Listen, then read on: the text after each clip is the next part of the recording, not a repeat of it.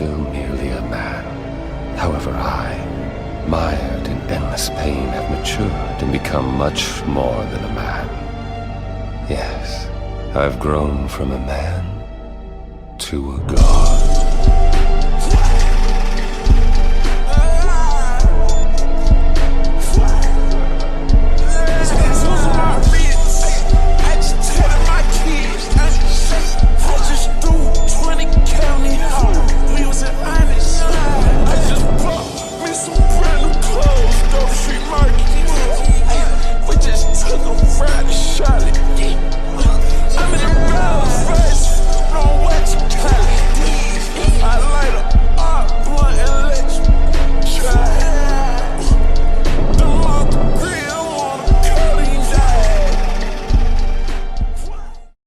Cześć, witajcie w Supra Workshop. Stoimy przy jednym z aut, które budujemy. Jest to Toyota Supra, zwykła Toyota Supra. Auto, które widzimy już mniej więcej codziennie od ponad 3 lat.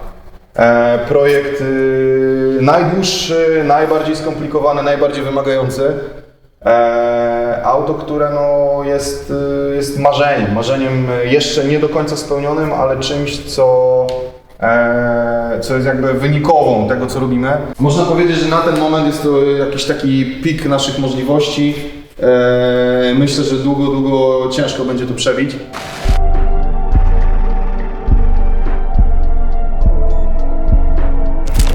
Jak to wygląda, widzicie, jest to MK4 w wersji RHD. Wóz japoński, sprowadzony z Japonii. No i co? Mateusz jest osobą ze środowiska stensowego. Siedzi bardzo mocno w tuningu od lat. Działał ze swoim autem i wynikową jego lat doświadczenia z Civiciem, bo jeździł Hondiną.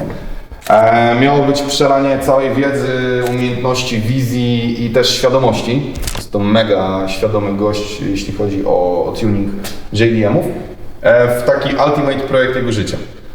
Mateusz jest młody, nie jest jakiś stary dziad, nie jest jakiś zarobas, który po prostu przelewa teraz wszystkie swoje gdzieś tam zarobione pieniądze na ten wóz. Mateusz jest osobą w miarę młodą, która jest mega świadoma tego, jaki chciał mieć wóz.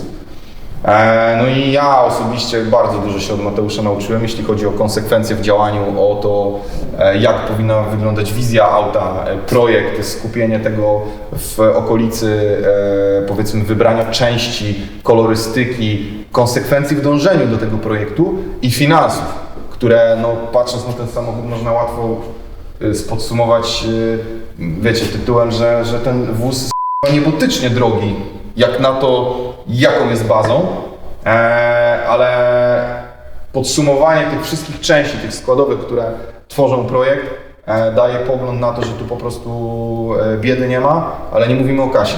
Mówimy o stylu i o metkach niektórych z tych części, których już dzisiaj po prostu nie idzie kupić.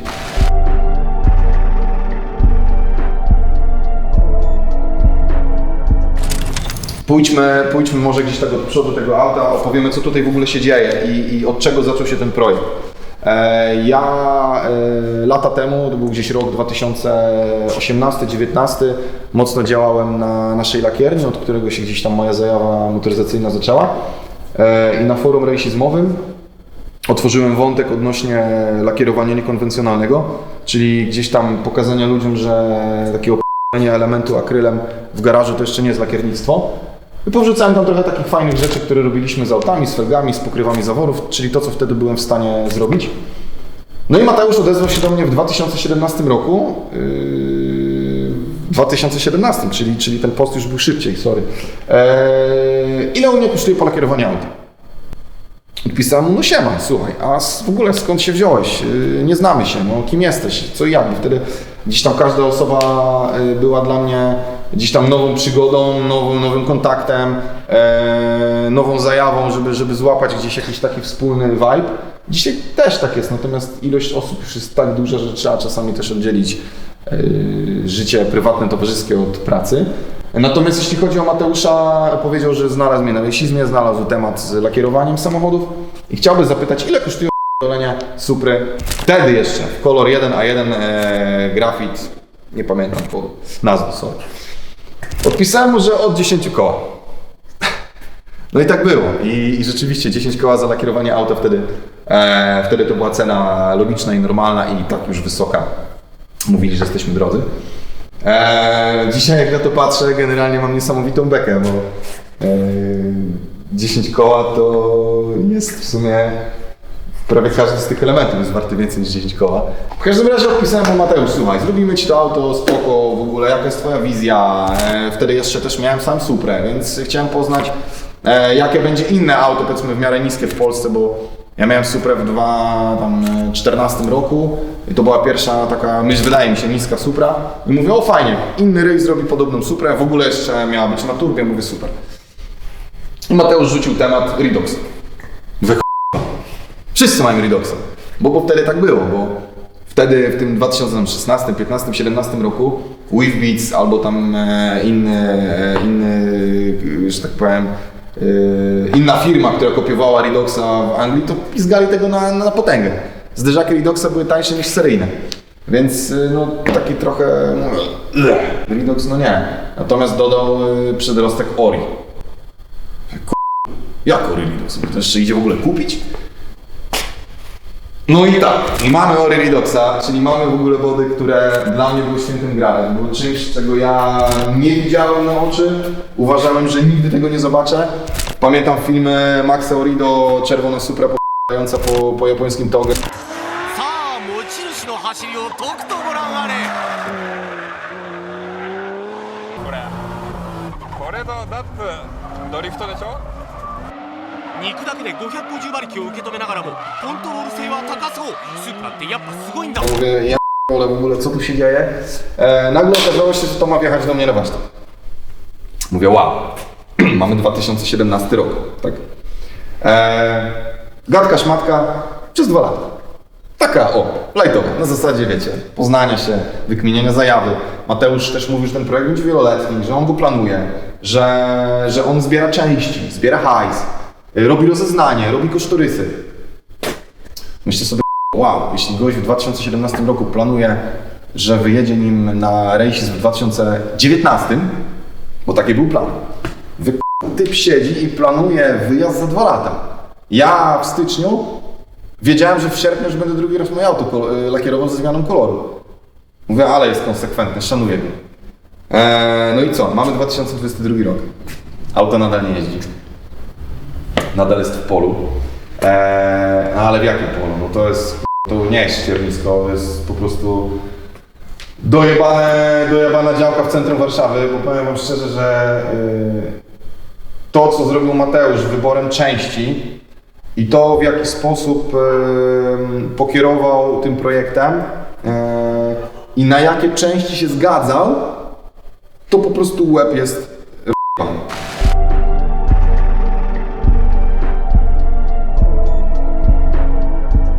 Podeszliśmy do przodu auta, żeby o nim porozmawiać, rozgadaliśmy się o historii, która jest niesamowita, ale spójrzcie, co tutaj się dzieje. Mamy przede wszystkim poliftowe lampy przednie, tak? Auto z 94 roku czy 3, no nie miało poliftowych lamp. Mateusz, zanim przyjechał do nas, już sobie te lampy kupił, bo chciał mieć coś innego. Przód, oryginalny zderzak Redoxa, niedostępny już do zakupienia w normalnych pieniądzach. Został znaleziony z rynku wtórnego, zresztą widać, że jest delikatnie popękany, połamany, ale jest to oryginalny zderzak Redoxa. Co jest zabawne, Mateusz przyjechał do mnie ze zderzakiem Redoxa, ale z fejkowym. Więc ten zderzak został wyjebany, bo miał być Ori. Mateusz generalnie jest człowiekiem, dla którego metka i pochodzenie towaru ma chyba największe znaczenie, ale nie przez próżność, tylko przez chęć wspierania rzemieślników, przez osoby, które to po prostu wyprodukowały, które włożyły mnóstwo swojej pracy, żeby jakąś tam część zaprojektować, wyprodukować, ale też przez to, że po prostu uwielbia się wyróżniać. I to widać w całości w tym aucie, bo ja uważam, że takiego drugiego w Europie nie ma. Nawet pokuszę się o stwierdzenie, że tak zestensowanej Supry na statiku nie będzie na świecie, biorąc pod uwagę parametry felg i bodykit. W 2017 stwierdziliśmy, że jednak podejmiemy się tego projektu, umówiliśmy się, że go zrobimy do 2019. Mateusz zamówił Redoxa. Ten Redox płynął do nas z 2,5 roku. Bo to było tak, najpierw nie było dostępności, później ktoś nie spakował, później nie przeszło produkcji, później ktoś nie spakował paczki, później gdzieś ten kontener nie był opłacony, ktoś tam gdzieś jakieś czary-mary wyczyniał i części przyjeżdżały w partach. Najpierw pojawił się przód i tylne butniki. Po jakimś czasie dojechały progi, dokładki progów. Z każdą paczką, która przyjeżdżała od Mateusza z Japonii, ja robiłem coraz większe gały. My z roku na rok rozwijaliśmy się coraz bardziej. Rozwijaliśmy firmę, która od składania aut na polbruku przed blaszakiem, już pod szyldem Supra Workshop, gdzieś tam próbowała się rozwijać, a Mateusz nam przesyłał graty, które były droższe niż niektóre auta, które robiliśmy. I to mnie nauczyło jakiegoś takiego mega świeżego podejścia do modyfikacji aut w Polsce, bo ja myślałem, że ten rynek rozwinie się powoli i lekko. On się dzięki Mateuszowi rozwinął teraz tak, że ja nie wiem co dalej. Dalej będzie po prostu, nie wiem, będziemy chyba nowe bodykity tworzyć, bo grubiej niż to raczej się nie będzie dało. Przyjechały elementy, zaczęliśmy już wspólnie wybierać konsekwentnie dalsze elementy, ponieważ gdzieś tam część konfiguracji tego wyglądu auta była moją, jakby po mojej stronie, natomiast zawsze pytałem Mateusza o zdanie, zawsze Mateusz gdzieś tam wyrażał swoją opinię i często moje pomysły były d***y, więc on je po prostu tuningował. Tak? Jeśli ja mówiłem, stary, zróbmy taką i taką rolkę, on znajdował podobną, ale lepszą. Więc on był tak zaangażowany w to, że po prostu gacie spadają. Czemu to auto w ogóle tutaj jest? Generalnie wydaje mi się, że jest to połączenie mojej zajawy, mojej miłości do stensu, ale użytkowego, takiego, gdzie te auta jeszcze jeżdżą i one zapadają. Miłości do Supry, gdzie wyczuł to po prostu, że mamy podobne schorzenie na punkcie tych samochodów.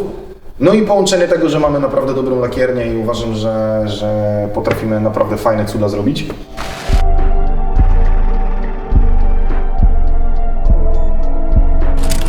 Więc wjechał do nas wóz.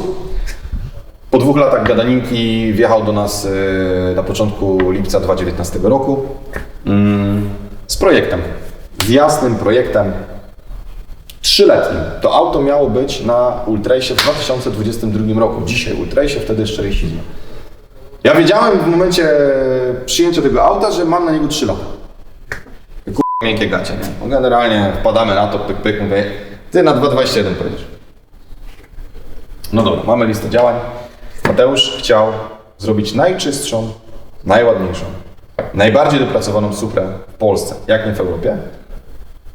Bez p***lenia, zero półśrodków i mówił mi to od razu. Mówi, jeśli ktoś będzie chodził i oglądał ręciki butników, to one mają być lepsze niż on może sobie wyobrazić. Jego dewizą było to, że jeśli auto wjedzie na Ultrace, na Racizm, po prostu ludziom mają koparę popadać. My się śmialiśmy z tego, że jeśli nie będzie topki na Racizmie, to on mi nie zapłaci, więc generalnie parcie było ostre. Wiadomo, że dzisiaj poziom wskoczył do góry, natomiast ja uważam, że tu się wstydzić nie będzie czego i nawet jeśli tej statuetki nie będzie nawet na Japfeście. No my widzimy, co budujemy i jak to wygląda. Mała gdzieś tam dygresja. To, co widzicie tutaj, ma 2 rzeczy wspólne z projektem auta z 2019 roku. Jest to Supra i jest Redox. I to tyle. Nic z założeń początkowych nie zostało dociągnięte do końca, bo w międzyczasie się zmieniło. Często 2 razy, albo i 3. Zbudowanie takiego samochodu wiązało się ze zgromadzeniem dużej ilości gotówki. Ta gotówka zwiększała się z roku na rok, bo zmieniały się czasy. Więc budżet planowany na początku, ilość modyfikacji, przemyślana na rok czy 2, poszła psu w dupę, ale dzięki temu Mateusz miał więcej czasu na dozbieranie większej ilości hajsu.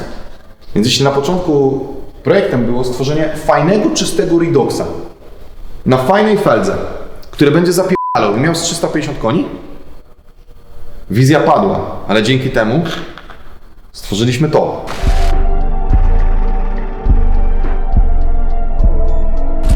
Wizją początkową miał być Swap na 2JZ GT. Seryjnie był to wolnossak, manualu. Mateusz chciał GT. Rozmawiał ze mną już w 2017 roku, pamiętam o tym. Kiedy to dywagowaliśmy na temat tego, czy ładować GE czy GTE. Tu miało być 350 koni. No nie wyszło. Jest prawie 600. Jak to się stało? No nie wie nikt. No, generalnie w trakcie trwania projektu, zakupu silnika, skrzyni biegów i tak dalej, cały czas było do pieca. Jak miał być jeden wentylator, to w międzyczasie się okazało, że on chce dwa. Jak miało być turbo, to na końcu się okazało, że najlepiej w sumie single, tak? Bo miały być podwójne turbiny, zwykłe twin.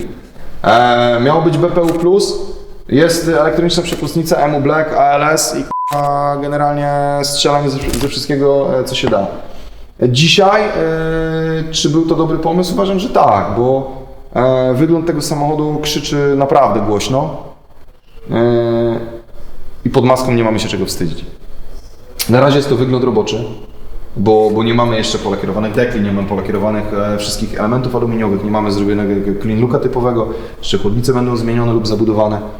Natomiast to był pierwszy strzał tego projektu, czyli auto przyjechało w 2019 i pierwsze co zrobiliśmy, to jeszcze w K-Tune zrobiliśmy swapa. Razem z Tomkiem Kluczykiem przekminiliśmy, jak mogłoby to wyglądać. No i wyszło to, tak, czyli gdzieś tam wizja Mateusza porównana z moimi wtedy pomysłami, porównana z możliwościami Tomka, no i mamy piec, który dzisiaj naprawdę niczym nie odstaje.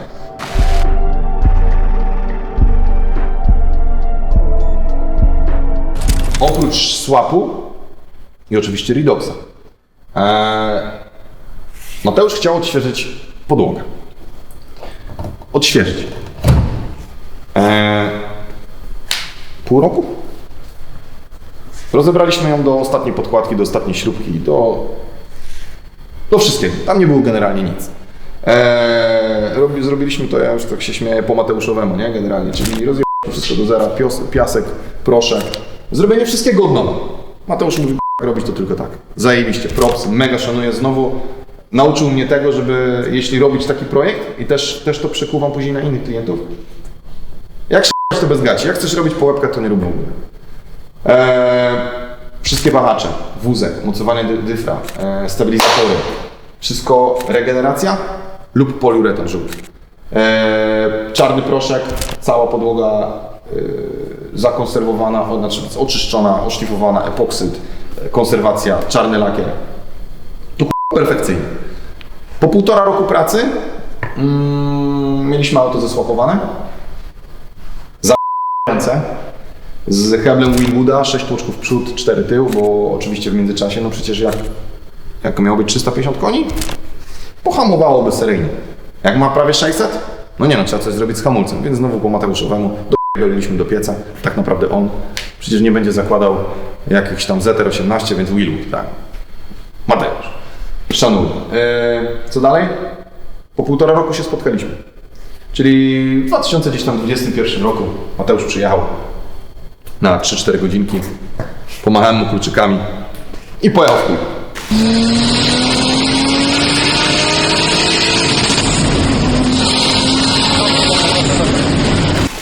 Pojechał jeździć. Przyjechał, cały się trząsł, mówi, chcę jeszcze, będę jeździć dalej, nie?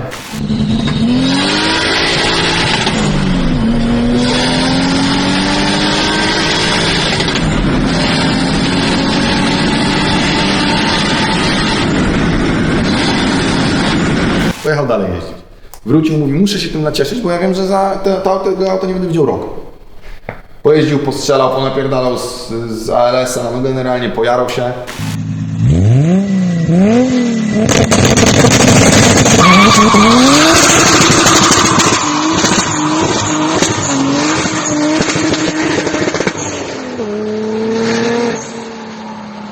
Ustaliliśmy co dalej. Założyliśmy błotniki przód-tył, czyli to co wtedy mieliśmy, bo nie było jeszcze kanarców, splittera, nie było maski i całej reszty. Założyliśmy Volki T37 R19. Posadziłem mu je na opłonkach z małym naciągiem. Mateusz wtedy mi napisał, że prosiłby, żeby auto było wyżej, żeby dało się normalnie jeździć.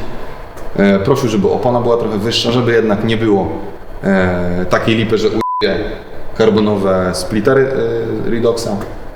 Wszystko dogadane. ładujemy TL37 w 19. Robimy fajnego, czystego redoxa.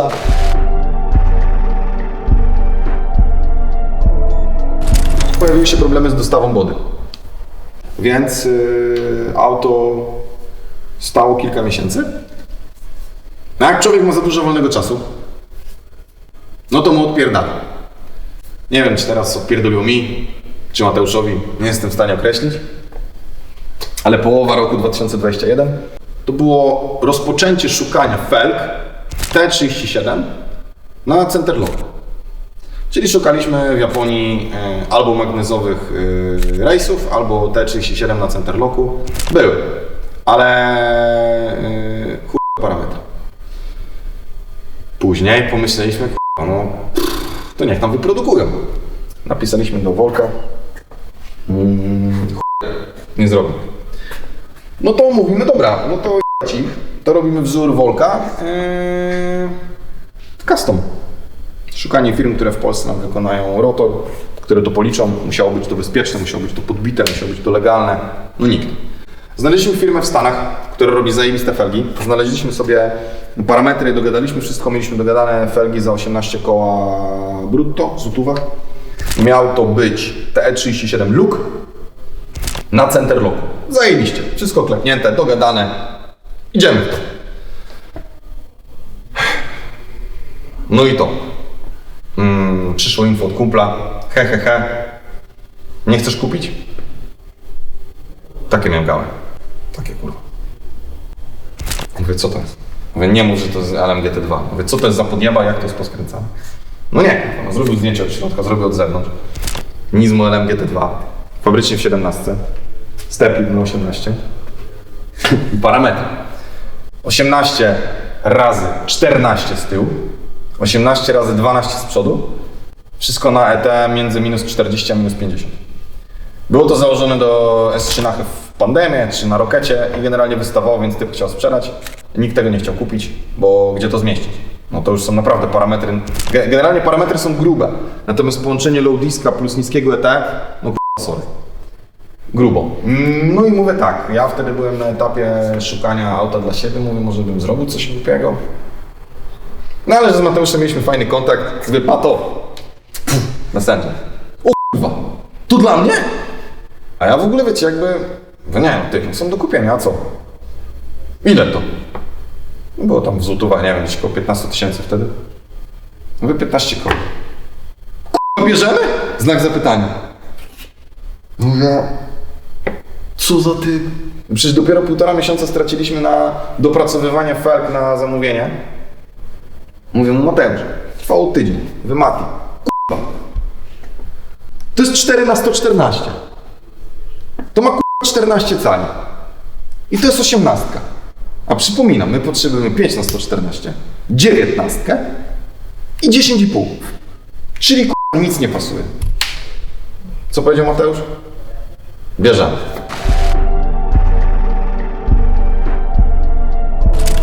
No i Mateusz wspomniał magiczne słowo, bierzemy, tak? Ciary na plecach, ciary na łapach, włosy stanęły dęba.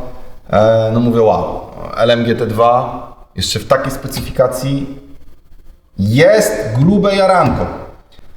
No ale on tego nie musiał wkładać, tylko my. Więc po wymianie kilku zdań, po przekminieniu pros and cons, stwierdziliśmy, że będzie to bardzo, bardzo trudne do wykonania. Ale ja czułem wewnętrznie, że Mateusza to tylko nakręcało. Ilekroć ja dawałem argument, co jest źle i nie po drodze, on się jarał. Mówię mu, stary, mamy zrobione całe zawieszenie, całą podłogę. Ja będę musiał prawdopodobnie kilka wahaczy wymienić na nowe, customowe. Robimy.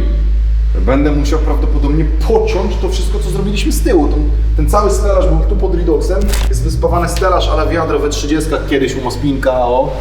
Temat taki, żeby po prostu błoto nie leciało do środka, tak? I mówię, stary, ja pewnie to będę musiał pociąć. Robimy. Okej. Czekaliśmy na felgi z 4 miesiące. Nieważne, przyjechało. Mieliśmy końcówkę 2021. Nic nie pasowało. Absolutnie. Tylne koła po założeniu redoxa wystawały 18 cm, Przednie 25, ale to już mówimy o posadzeniu na glebie na kątach, więc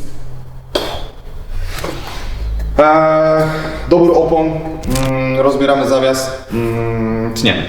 No okazało się, że w sumie nie ma co ciąć, no bo trzeba by pociąć wszystko.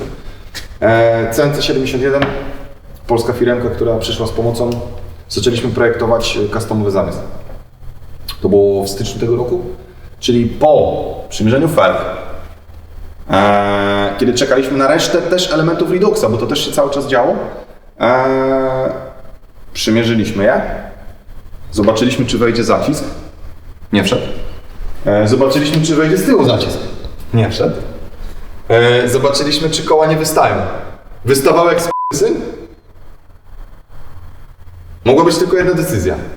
No robimy to dalej, nie? Braliśmy oczywiście pod uwagę odsprzedaż tego, ale no jeszcze była taka opcja przez chwilę zmiany szerokości rantów, ale Mateusz mnie z cipą stwierdził, że nie ma opcji. Albo wchodzi to tak, albo nie wchodzi w ogóle.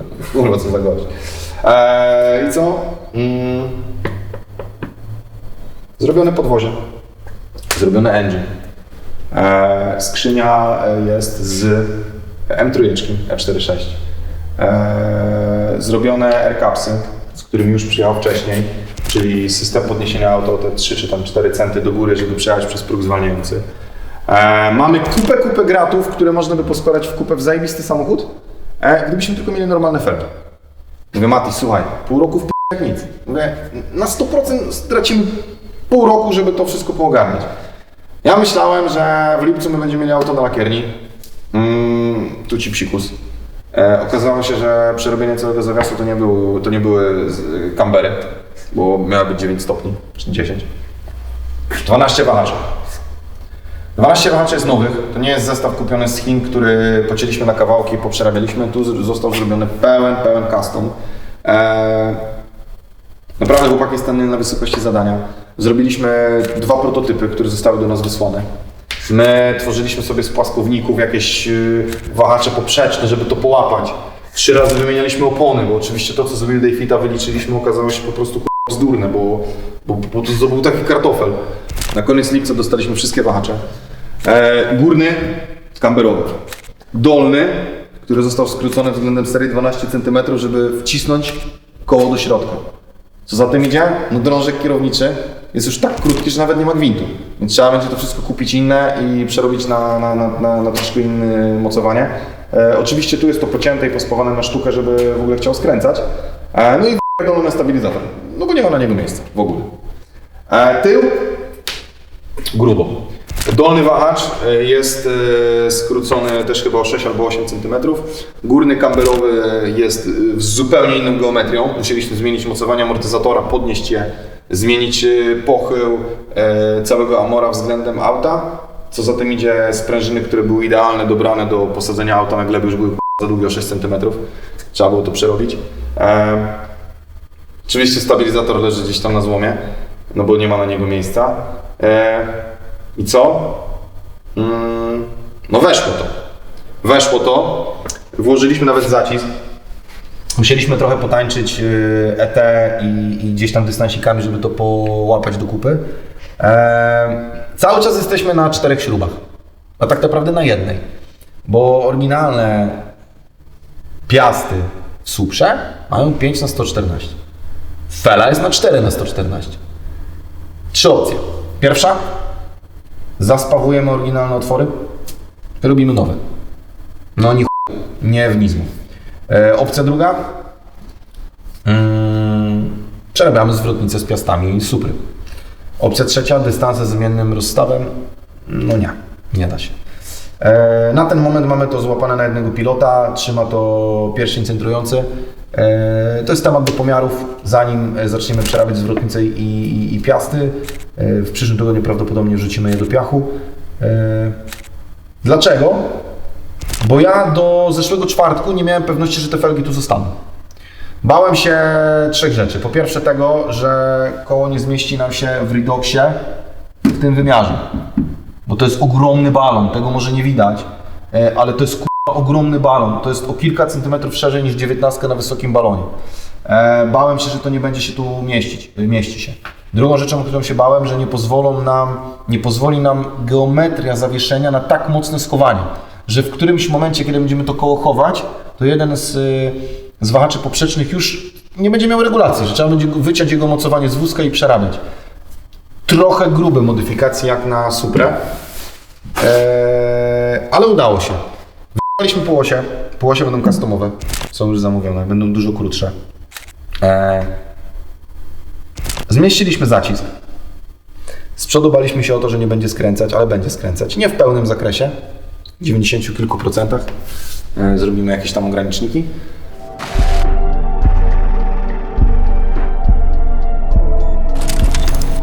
No i co? Mamy klepnięty temat. Poskładaliśmy auto do kupy. Mateusz je zobaczył. Podjarał się niesamowicie. My żeśmy stąd nie wychodzili od czwartku, od godziny 12 do piątku, do końca dnia. Praktycznie leżeliśmy tu i po prostu patrzyliśmy na ten samochód. Bo jakby spełnienie naszych marzeń takich tuningowych, tego co mogliśmy my jako ekipa robić, co nas zawsze jarało. Dotknięcie tych elementów, popracowanie z tego typu produktem, dla mnie, czyli dla osoby, która 3 lata temu, mówię, robiła auto na ziemi, na Polbruku, a też dla osoby, która 5-6 lat temu, czy 7 czy 8 lat temu jeździła autem poklepanym na trytytki, na wkręty i pomalowanym samemu wieczorem, bo po prostu nie miałem na to siana, nie miałem możliwości, nie miałem ekipy, która by mi pomogła. Coś takiego to jest po prostu nie do opisania. Mati dostał foty. No obstrał się, kompletnie. Stwierdził, że jest to że on o coś takiego nic nie robił. No, oprócz wysyłania hajsu. No, podjaraliśmy się tym niesamowicie. Zobaczyliśmy, że to, o czym mówiliśmy od 3 lat, miało totalnie sens. Ustawiliśmy to wstępnie. Nie jest docelowy spas. Jest to połapane, żeby zobaczyć w ogóle, czy ten samochód będzie chciał ruszyć, czy on będzie chciał jeździć, czy on będzie chciał skręcać. Dzisiaj już wiemy, że tak. Jeśli chodzi o projekt i o jego konsekwencje i o stopień zaawansowania, myślę, że my jesteśmy w połowie pracy. Nie czasowo, bo dużo było przestojów w ciągu tych ostatnich 3 lat, ale robocizną. Jesteśmy w połowie drogi, został nam do zrobienia środek, zostało nam do zrobienia spasowanie body do końca, polakierowanie całego auta i jakby dojście do momentu, w którym on będzie bezpiecznie, normalnie jeździł. Mati jest z Wielkiej Brytanii. To auto tam pojedzie na kołach. Więc trzeba to zrobić tak, żeby ten człowiek mógł bezpiecznie przez lata go użytkować, ale żeby wjeżdżając na jakikolwiek zlot, rozrywał ludziom głowy.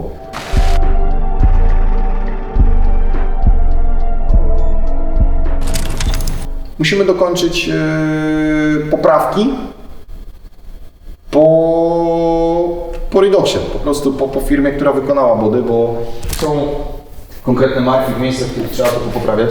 Będziemy dokładać materiału, szlifować, frezować. Będziemy poprawiać spas maski sejbonowej z karbonu. To się będzie działo przez kolejne 2-3 dni. Popasujemy to tak, żeby nic nigdzie nie odstawało, żeby się licowało oczywiście na tyle, na ile się da, bo my tego auta nie przetniemy na pół i go nie skrócimy, jeśli będzie coś za mocno odstawało, ale tam, gdzie się da, jakby doprowadzimy do momentu, w którym będzie to akceptowalne, tak? Czy daleka i ciężka droga przed nami? Tak, ale przy takim aucie można po prostu góry przenosić, bo efekt, jaki widzi się jakby na koniec tej pracy, jest po prostu lepszy niż hajs, który za niego można zrobić, żeby dalej wkładać go w firmę i rozwijać to, co robimy. Jakby to jest największym takim plusem działania przy tego typu projektach, a na szczęście udaje nam się robić takich coraz więcej.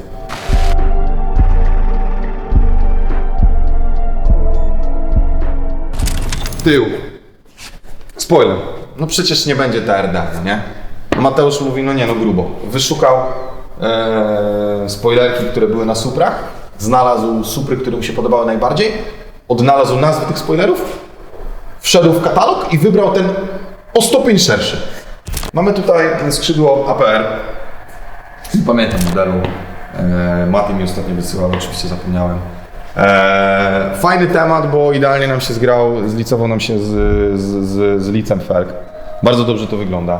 Chodzi jeszcze o resztę tyłu, mamy takie plejtki na tablicę z karbonu. Mamy nakładkę na wydech, która będzie zmieniona, bo tu będzie jeszcze dyfuzor Twinsy z karbonu. No i lampeczki Carshop Glow. To jest coś, co Mati już kupił wcześniej. Pierwsze w życiu, jakie widziałem, pierwsze w życiu, z jakimi obcowałem i myślę, że już przez jakiś czas ich nie zobaczę, bo jest temat, to jest rarka, po prostu mega rarka. Mateusz generalnie jest na tyle ostrym świrem, że pojawiła się jeszcze czwarta opcja z fitowania tych kół, o której w ogóle nie wspomniałem, no bo ona jest kompletnie absurdalna, ale ona chyba w sumie była nawet moim pomysłem. No w ogóle nie zdziwiło mnie, że jakby Mateusz powiedział, nie, no normalnie, dobra, jak trzeba, to robimy.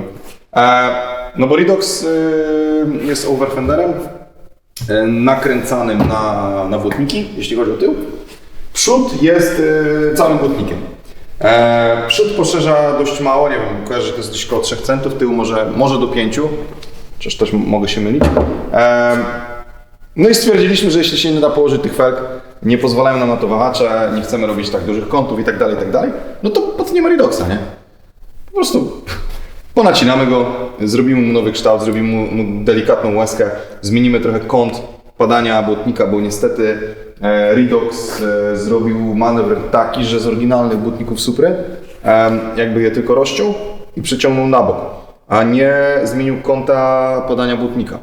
To jest według mnie trochę błąd, no ale dobra, no to była racingowa, więc chcieliśmy to po prostu porozcinać, zmienić kąt, poszerzyć, no i po prostu można by powiedzieć, że przerobić body no za 5 dych, nie?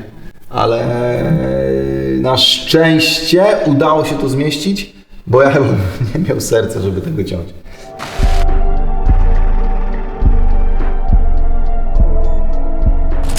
Mamy omówiony cały wóz, oprócz tak naprawdę 3 rzeczy. Po pierwsze, jak to będzie poskręcane. Znowu temat 3 zmian wizji. Natomiast już mamy wizję ostateczną, już mówię, jak to będzie wyglądało. Na początku to wszystko miało być zaszpachlowane na gładko. Wszystko na gładko. Tu na gładko zderzeń, na gładko łączenie progów. Opcją drugą było zamontowanie tego w taki sposób, jak jest teraz, czyli z jakąś tam szczelinką, która była wypełniona uszczelką i wkręcenie tego na 1 000 000 śrubek w stylu typowo racingowym. Natomiast po wyborze felg, po ustawieniu tego w taki sposób, że jest to wóz jednak stensowy, uważam, że te śrubki w takiej formie z uszczelką nie pasowałyby tu ni chuja. To nie byłoby auto w żaden sposób sportowe, wyścigowe i już te dodatki, które są na wozie, są tak mocno po prostu racingowe, że no, zgryzłoby się to. Było to moje zdanie, Mateusz gdzieś tam nam to podklepał, więc pojawiła się opcja druga, w zasadzie trzecia. Głupia, od razu mówię, że głupia, jak chuj. Ale chcieliśmy to wszystko poszpachlować na gładko, tak? I dać śrubki. Dlaczego chcieliśmy dać śrubki? Bo w międzyczasie, znowu pierwszy kwartał 2022 roku, zamówiliśmy 500 śrubek tytanowych, które miały służyć do poskręcenia całego wozu. No i braliśmy pod uwagę skręcenie całego body na tym, tak? Głupio byłoby tych śrubek nie wykorzystać, mając już taką ilość tych śrubek z fajnymi łapkami, z jakimś tam fajnym kształtem. No i pomyśleliśmy, dobra, zaszpaklujemy to wszystko na gładko, zrobimy zajebistą linię, będzie to połączone na zero, gdzie słowo zaszpaklujemy jest trochę krzywdzące, bo to był proces taki dosyć rozbudowany, nacinania blachy, frezowania laminatu, zalaminowania tego włóknem karbowanym i tak dalej, ale jakby w koncepcji oficjalnej zlanie tego na zero, nie? No a te śrubki miały być taką wisienką na torcie. Czyli wrzucenie może nie aż tylu, ale kilku śrubek, które połączyłyby się ze śrubkami na spoilerze, na dyfuzorze dla fajnego kształtu. Natomiast stwierdziłem, że będzie to z dupy, bo ani ta śrubka nie będzie miała funkcji, ani ona nie do końca będzie pasowała do wizji całości, ponieważ Redox fabrycznie wychodzi tylny panel jako element osobny w serii zanitowany, a przód jest w całości. Jeśli przód byłby też nakładką, ok. Ale jak będzie wyglądał tył pstrokaty w tytanach, a przód gładki? Więc generalnie zrezygnowaliśmy z tego w całości. Oficjalna wersja na dzisiaj jest taka, że szpachlujemy ten element na gładko. Jeśli chodzi o tytany, na szczęście z niczego nie rezygnujemy. I jest to powiedzmy ta druga rzecz na całym aucie, która jest mega fajna i którą można się chwalić. Czyli wszystko, co jest widoczne z takiego hardware'u zewnętrznego i w komorze silnika, będzie z tytanu. I teraz tak, w tym samochodzie mamy taką trochę orgię karbonu, nie? Bo tak, no mamy... Carbon fiber, carbon fiber, carbon fiber, carbon fiber, carbon fiber, carbon fiber, I carbon fiber, carbon fiber, do tego, to też będzie carbon fiber. czyli zawozimy to do obłożenia węglem.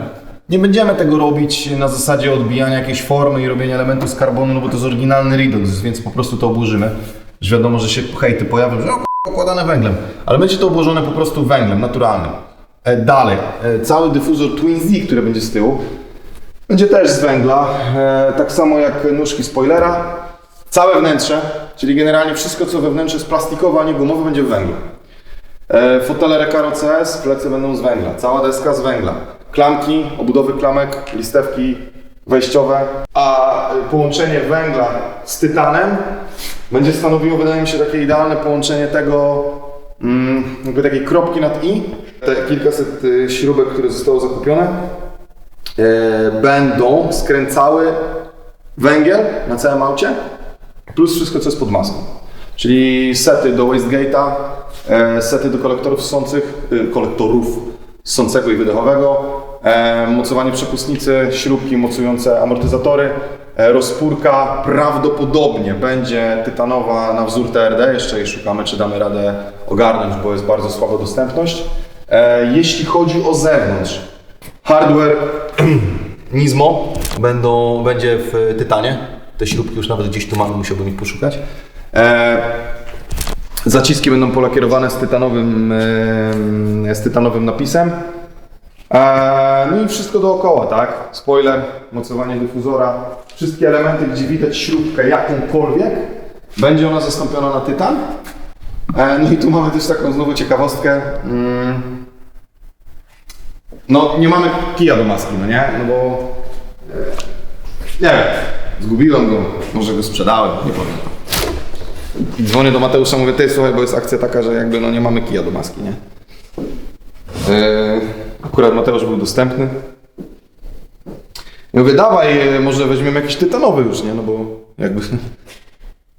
No. Wysłał mi screena po kilku minutach, że już jest skupiony. Także... no nie ma tutaj półśrodków. Wizja, którą sobie chłopak założył, ciśniemy ją w 100%. Nie w 100. W 160, bo każda rzecz, którą wykonujemy w danym momencie jest jeszcze przez niego później przebijana, czym ja się mega jaram. I tak jak już zostało powiedziane, wydaje mi się, że jest to taki ultimate projekt Supry.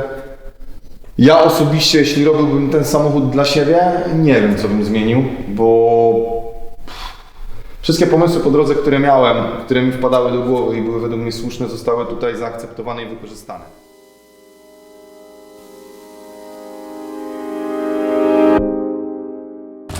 Potrzebujemy pół roku, może trochę dłużej, żeby ten samochód skończyć. Musi pojechać na Ultrace, więc będziemy spinać dupy, żeby po prostu to ogarnąć. W ciągu kolejnych 2 tygodni ogarniamy piasty, robimy nowe rozstawy do kół, kończymy pasowanie elementów i wjeżdżamy na lakiernię. Na lakierni drapiemy wszystko do zera, czyli wszystko, co jest srebrne, tym fabrycznym kolorem Supry. Wszystko będzie zerwane do gołej blachy, zostanie wytrawione odpowiednimi podkładami, obrobione, zapodkładowane, połączone z overfenderami. Wszystkie laminaty zostaną obrobione odpowiednim podkładem suelastyczniaczem, żeby to aż tak nie pękało, żeby aż tak nie siadało, no bo wiadomo, że ten laminat lubi gdzieś tam zapracować, ale one są spoko jakości, więc powinno być ok. Wszystkie karbony pokryjemy nowym lakierem z filtrem UV, z bardzo wysokiej jakości. Lakiery UHS-owe z bardzo małą ilością lotnych związków organicznych, bo generalnie wszystkie elementy karbonowe, które są na tym samochodzie, już są matowe. To są elementy nowe, które jeszcze nawet nie widziały słońca a wszędzie widać krążki po polerce, widać odparowania, które na nich są, więc zalejemy to po prostu toną bezbarwnego, tak żeby to wszystko wyglądało po prostu jak $1 000 000. Całość zostanie polakierowana na grafitowy kolor. Jest to lakier z komory silnika, bo komora już jest zrobiona, ona była lakierowana 1,5 roku temu. To jest kolor z Mazdy. Kolor, który ja wybrałem na ten samochód, bo uważam, że jest najlepszym możliwym grafitem, jaki można dzisiaj zrobić.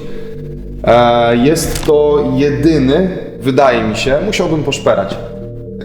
Powiedzmy, że jeden z niewielu kolorów szarych czy grafitowych, które są kolorami trójwarstwowymi. To znaczy technologia lakierowania tego koloru jest bardzo zbliżona do białych pereł lub do lakierów candy. Czyli aby uzyskać ten odpowiedni kolor, lakierujemy najpierw element na czarno i napylamy na niego bardzo cienkie warstwy odpowiedniego pigmentu, które nadaje właśnie załamań koloru.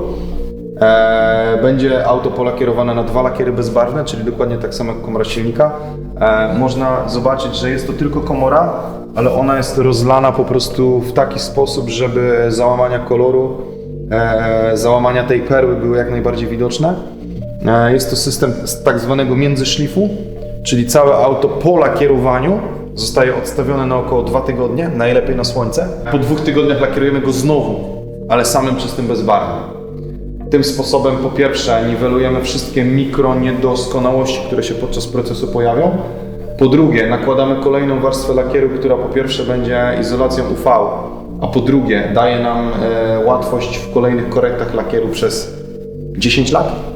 Nie jesteśmy w stanie zetrzeć tego lakieru, będzie go tam tak dużo. A po drugie tworzy nam efekt takiej soczewki, czyli najłatwiej wytłumaczyć to na denko od słoika albo denko od szklanki. Jeśli wlejemy sobie sok malinowy do szklanki, która ma bardzo głębokie denko, widzimy, że ten sok jest tak jakby zatopiony gdzieś tam głęboko pod tą szklanką. I to właśnie się dzieje na podwójnym lakierze bezbarwnym, gdzie kolor jest jakby głęboko pod lakierem. No i to jest chyba najlepsze, co można wykonać z lakierem. To jest technika lakierowania typowa z custom paintingu, z lakierowania motocykli, z lowriderów, typowy styl meksykański, czyli ładowanie tony lakieru na, nie wiem, na firankę, na brokaty, czyli wszystko to, co najlepsze w takim custom paintingu, zamknięte w takiej klasycznej formie zwykłego koloru, który tak naprawdę nie jest zwykły, bo będzie inny. Ja w moim gdzieś tam jakby rozeznaniu rynku nie widziałem projektu w kolorze z Mazdy, który nazywa się 46G, bo jest to ultra ciężki kolor do polakierowania. W technologiach lakierniczych, na przykład w naprawie refiniszowej Mazdy, zaleca się cieniowanie nawet błotnika do zderzaka, jak lakierujemy zderzak. Jest ultra ciężki do polakierowania, ale myślę, że dlatego będzie robił takie wow, bo jeśli ktoś będzie kumaty i wychwyci, że to jest ten kolor, no to naprawdę pokiwa głową z uznaniem, bo w sumie sami się cykamy, nie? Ale co będziemy poprawiać tak długo? Jakże pojedzie na 2024, no jakby już tak długo czekał, oczywiście się śmieję. Co jeszcze? Myślę, że kwestia wizualna wyglądu końcowego będzie określona jakby przy następnym spotkaniu, jak zobaczymy, jak ten samochód będzie wyglądał już po lakierze. Zobaczymy sobie, jak będzie wyglądał środek, bo w środku się będzie działo mega dużo. Ilość części, którą tutaj wykminiliśmy z Mateuszem, jest tak długa, że myślę, że to są dobre 2 strony A4 gratów markowych z metkami. Pokrótce, co się będzie działo w środku? Mamy prototypo Carbon, Recaro CS-y, wszystko w węglu, We Are Likewise Extender, gałki zmiany biegów plus gałka, pasy racismowe by Takata i tak dalej, i tak dalej, i tak dalej. Więc no jest to takie auto z taką długą, fajną metką, gdzie ciężko chyba będzie to podrobić i zrobić coś ciekawszego. Minus tego samochodu, ja uważam, że jest jeden bardzo duży minus. Że ktoś, kto nie będzie połapany w klimacie i nie będzie połapany w ogóle w aspektach technicznych, technologicznych i w detalach, on nie zobaczy tego, co widzimy my. Tutaj trzeba porozmawiać o tym aucie kilkadziesiąt minut, żeby zwrócić uwagę na rzeczy, które zostały spójnie wkomponowane w jeden projekt i uważam, że jeśli ktoś będzie brał pod uwagę to auto jako zwykłe auto tuningowe, projekt stensowy, powie, że jest średnio, no nie? Bo tu nie ma ultra gleby. Ale jeśli spojrzymy na to w całości i ktoś kuma rynek japoński, kuma rynek części, kuma brak dostępności tych produktów, brak dostępności felg pod tytułem LMGT2, tak? Czy oryginalnego Redoxa, który jest już w zasadzie nie do kupienia dzisiaj, doceni to w 100%.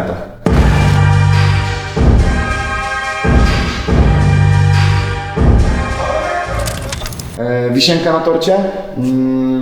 Ostatni temat, taka mała niespodzianka. Kwintesencja współpracy z Mateuszem i jego jako osoby. No zakładamy dyfuzor Twin Z, więc mamy ogromnie dużą ilość miejsca na wydech. Całe auto będzie w tytanie, a wydech jest z nierdzenia. Tłumik został razem z całym kodem wydechowym przygotowany przez K-Tune jeszcze wtedy, czyli przez Tomka Kulczyka i jest niechudy. Wydech jest naprawdę spoko. No ale jeśli będziemy mieli całe auto w tytanie, to trzeba też załadować tytanowy wydech.